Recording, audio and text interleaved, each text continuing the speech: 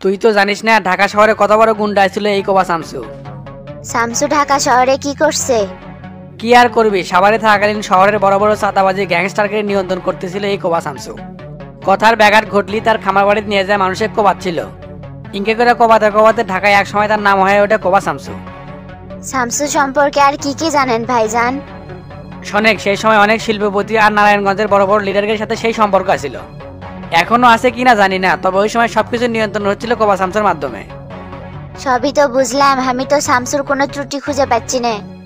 ত্রুটি খুঁজে পাচ্ছ না মানে? উই যা কাম করতেছিল ওগুলো তো সাধারণ মানুষের কোনো কাম না। আমার তো মনে হচ্ছে তলে তলে খুনি করে বেড়াচ্ছে নাকি, সেটা কেটে জানে। আমি এটা মানবার পারনো না, অনুমানের উপর কোনো কথা কওয়া যাবে না। শামসু আর যাই করুক, আমার মনে হয় না ওই মানুষের কোনো ক্ষতি করছে। সন্ত্রাসীরা একসময় রাজনীতির সাথে সমাজসেবকও সাজে। তখন তারা সমাজের উন্নয়ন করা শুরু করে নিজেকে প্রতিষ্ঠিত করার জন্য আর নিজের দোষ ঢাকার জন্য। মূলত এই চালই হলো সন্ত্রাসীদের আয়নাবাজি। তাহলে ভাইজান আমাক তুমি কি করবার করছো? আমি তো কোনো সিদ্ধান্ত লিবার পাচ্ছি না। শোনেক, সিদ্ধান্ত না নেওয়ার কিছু নেই। ঢাকা গাজীপুরে আমার এক বন্ধু আছে, নাম তার আজমল। তার বেটা টেক্সটাইল ইঞ্জিনিয়ার, মাসে 50,000 টাকা বেতন পায়। আমি কই কি রূপার বিয়ে ওই ছেলের সাথে দিয়ে মনে হয় ওটাই ভালো হবি। ছেলে টেক্সটাইল ইঞ্জিনিয়ার হলেও সে তো শামসুর মতো অর্থ সম্পদ আলা লয়। শামসু এলাকার চেয়ারম্যান হলেও তার 3টে ফ্যাক্টরি 4টা বাড়ি। এল্লা সব অবৈধ সম্পদ। অন্যায় করে টাকা পয়সা জমানোর উপর আল্লাহর কোনো বরকত থাকে না। তুমি যে ছেলের কথা করছো সেই ছেলে কোন টেক্সটাইলে চাকরি করে? ওটা হলো গাজীপুরের হামিম টেক্সটাইল লিমিটেড। তে এটা জিজ্ঞেস করছো কে? ওই হামিম গ্রুপের মালিকের নাম জানো ভাইজান? না, সেটা তো জানি না। শামসু হলো ওই কোম্পানির মালিক। এল্লা কি গোস? এখন তুমি কও, আমি এক কোম্পানির কর্মচারীর সাথে বিয়ে দেবো না মালিকের সাথে বিয়ে দেবো? শামসু দেখেছি 2 নাম্বারি করে বহু টাকা পয়সা কামাচ্ছে। তুই তো দেখেছি খালি টাকা পয়সার দিকে তাকাচ্ছ, আমার কথা তো কোনো দামই দিচ্ছ না। এটা তুমি ভুল করলে ভাইজান। তোমার সাথে পরামর্শ করে আমি সিদ্ধান্ত নেবো, এটাই আমি এমপি কয়ে দিছি। আমি আসলে এটাই বুঝছি না, একটা মানুষের শহরে এত ধন সম্পদ থাকতে গ্রামে এসে চেয়ারম্যান হলো কৃষক, আর চেয়ারম্যানের বিয়ে নেওয়া স্বয়ং এমপি এসে ঘুরিচ্ছে। বিষয়টা আমার মাথার ঢুকিচ্ছে না। এটা নিয়ে বেশি ভাবার কিছু নাই। শামসু এই এলাকার সোর, ওই চেয়ারম্যান হবারই পারে। আর ওই ওর সম্পদ যেমনে পারে সামলাক, সেটালে মাথা খারাপের তো কিছু দেখি না। ও, টাকা পয়সা দেখছো আর সব ধারণা পাল্টে গেছে। ওই শামসুর ভয়তে রূপক নিয়ে আমার বাড়িতে আসিল, সেটা কি খারাই ভুলে গেল? কি যে কও না ভাইজান, আমি শামসু ভুল বুঝছিলাম। ওই ছেলে আসলে অত খারাপ লয়। এত বেশি বুঝিস না, তোর সে বয়সে কিন্তু আমি বড়, অত বেশি বোঝার ক্ষমতাও আমার আছে। সেটা দেখা যাবে নি। তুমি এনা বাজারে যাও, একটা লিস্ট দিচ্ছি, জিনিসগুলো কিনে আনো। কে, তোর বাড়ির কামের সেনাটা কুটি গেছে? ওই সেরার কথা আর কও না, দুনিয়ার কাম চোর। কাম তো দূরের কথা, সারাদিন বসে বসে ঘুমাই। আজ 2 দিন হলো আসে না। আমি মিয়া মানুষ হয়ে এখন কেঙ্কা করে বাজারে যাই।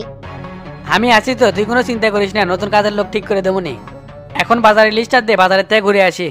আচ্ছা, সকাল থেকে রূপক তো দেখিছি না, মেসালটা গেছে কুটি? ফিজিক্স প্রাইভেট পড়ে শ্যামল মাস্টারের কাছে।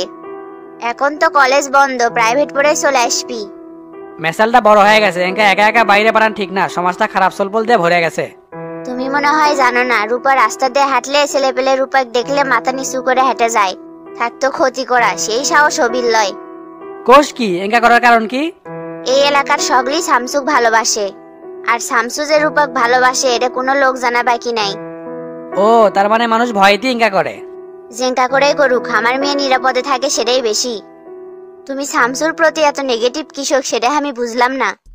এল্লা সন্তানের চিংড়া বেড়ার সাথে কোনো আপোষ নাই, তুই বাজারের ব্যাগটা দে। বসো, আমি বাজারের ব্যাগ এনে দিচ্ছি।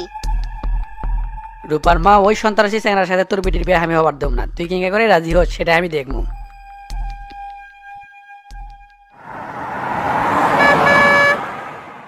টেরা 2 দিন হলে খাওয়া গোসল ঠিকঠাক মতো হচ্ছে না, এক কাপড়ে আসি 2 দিন হলে। বাড়ির যাওয়ার সময় পেলেন গুটি? ইউনিয়ন বোর্ড থেকে তো সরাসরি গাজীপুর যাওয়া লাগলো। যাওয়ার পর থেকে একের পর এক ঝামেলা। শালার ম্যানেজারের মধ্যে ইনকে গিরিং গিয়েছিল, সেটা আমি আগে বুঝবার পাইনি। আজকাল মানুষের উপর বিশ্বাস করা খুবই কঠিন। যাক বিশ্বাস করে কাঁদে লেওয়া যায়, তাই পেছন থেকে ছুরি মারে। আপনাকে আমি আগেই টাচ দিয়েছিলাম, শালার ম্যানেজারে আমার সুবিধার মনে হচ্ছে না। তুই তো সবকিছু আগেই বুঝিস, আর ঘটনা ঘটে যাওয়ার পর খালি পক পক করিস। কেরে যা কবু জোর দিয়ে করবেস না? জোর দে আর কি কম ওস্তাদ, মাঝে মাঝে আপনাকে দেখে এতই ভয় লাগে যে কিছু কবার গেলেই ভুলে যাই। ধুর বোকা, 24 ঘন্টার মধ্যে সারাক্ষণে আমার সাথে থাকিস। এত কিছু এগুলা সামাল দিবার গেলে ভুল তো কিছু হওয়ারই পারে। আর টুকটাক ভুল যা হবি, এই ভুল ধরার দায়িত্ব হলো তোর। শোনেক, একটা কোম্পানি চালাবার গেলে টুকটাক ভুল হবি। এই ভুল থেকে শিক্ষা নিয়ে সামনে আগে যাওয়া লাগবি। পথ চলবে গেলে বিশ্বস্ত লোকের খুব প্রয়োজন, আর সেই ভূমিকাটা তোরই পালন করা লাগবি। এটা আপনি ঠিক করছেন ওস্তাদ, খালি এলাকা লিয়ে পড়ে থাকলে হবে না, এখন থেকে কারখানাগুলো সপ্তাহে 2 দিন করে ভিজিট করা লাগবে। এখন থেকে সেটাই কর্ম, তবে কাল অনেক দেশে থাকলে এত চাপ হলো না হিনি। একটা কামের জন্য এতদিন দুবাই থাকা লাগে নাকি? তাড়াতাড়ি দেশে আসবে কোন তো। কথা হচ্ছে আমার সাথে, কয়েকদিনের মধ্যে দেশে চলে আসবি, চাপ লিস না। ওস্তাদ রূপা ভাবি ফোন দিছে। ফোনটা রিসিভ করে হেডফোনটা আমাকে দে। আচ্ছা দিচ্ছি। হ্যালো শামসু ভাই, কোনটি আপনি? আমি তো ঢাকাত, কে কি আছে? কি হচ্ছে পরে করছি। আপনি ঢাকাত কখন গেলেন? আমাকে তো কিছুই করলেন না। তোমাকে ফোন দিছিলাম, তুমি তো ফোন রিসিভ করনি। ঢাকাতে আসছিলাম, কারখানাতে একটা সমস্যা হচ্ছিল, সেটা সমাধান করার জন্য। কি সমস্যা হয়েছিল? সেটা পরে করছি, আগে কও তো তোমার কি হচ্ছে? ভাবছো না মামা আসলে ভালোই হবে, আপনার আর আমার বিয়েটা তাড়াতাড়ি হয়ে যাবে। তোমার ওটা চ্যাটের মামা, কথা শুনে তো মনে হচ্ছে কোনো একটা ভেজাল বাগ আছে, তাই না? আপনি ঠিকই ধরছেন, মাক আপনার সম্পর্কে উল্টাপাল্টা বোঝাচ্ছে, না জানি কি পেঁচটা লাগায়। আমার আগেই সন্দেহ ছিল এই লোক কোনো একটা সমস্যা করবে, তা পরিস্থিতি কি বুঝলা? পরিস্থিতি যা বুঝলাম, মা রাজি আছে আপনাকে দিয়ে আমাকে বিয়ে দিবি, কিন্তু মামা তো রাজি লয়, কি যে হবে আল্লাহই জানে। তুমি কোনো চিন্তা করো না রূপা, লাকে তেল দিয়ে ঘুমাও। তোমার মামা কেঙ্কা করে সাইজ করা লাগে সে উপায় আমার ভালো করে জানা আছে। খবরদার শামসু ভাই, সাইজ করার নামে মামার সাথে কোনো বেয়াদবি করা যাবে না, এতে হিতে বিপরীত হতে পারে, কয়ে দিলাম। আরে সোনা বাকি, তুমি কোনো টেনশন করো না, আমি গ্রামে আসিছি, কাল তুমি নদীর ধারে দেখা করো, সামনাসামনি সব কথা হবিনি। ঠিক আছে, আগামীকাল 12টার দিকে আপনি নদীর ধারে আসিয়েন, দেখা কর্মনি। আচ্ছা রাখলাম তাহলে। ওস্তাদ ভাবি কি করছে? কোনো সমস্যা হলো নাকি আবার? সমস্যার দিকে আমার পিছু ছাড়িচ্ছে না রেটেরা। রূপার মামা আসে, ওর মায়ের কাছে আমার নামে পেঁয়াজ লাগাচ্ছে।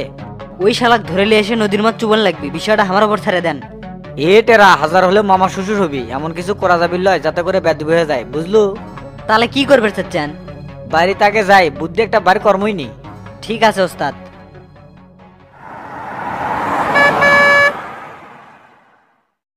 হাই রে, একটা মানুষের পেছাল সারা মুল্লুক, শামসু তো কি হয়ে যাচ্ছে আল্লাহ ভালো জানে। মানুষের টাকা পয়সা হলে মনে হয় এঙ্কা হয়, তখন কত মানুষ যে আপন হয়। আর টাকা না থাকলে কেউ কাউকে চেনে না, এটাই হলো দুনিয়ার নীতি। আমিও ময়া জালি, দেখবো কেঙ্কা করে শামসু আমার ভাগ্নিক বিয়া করে। শালা কেউ জানুক বা না জানুক, সেদিনের কথা কিন্তু আমি এখনো ভুলিনি।